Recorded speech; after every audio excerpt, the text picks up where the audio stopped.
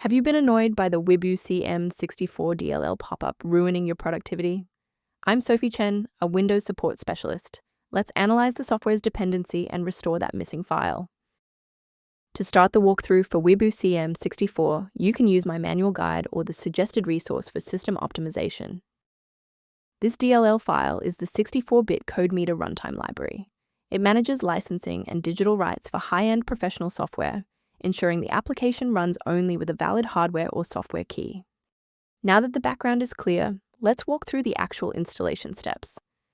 The Wibucm64.dll is a key part of the hardware security driver runtime file set. A clean reinstall of the latest version of hardware security driver will repair any missing or corrupted components without affecting your other Windows settings.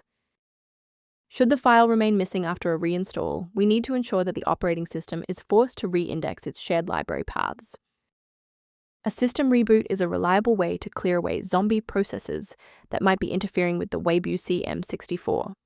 It's a low-impact step that ensures your operating system is starting with a synchronized environment. Before you restart, please bookmark this video or click the like button so that it's waiting for you in your library for the next step.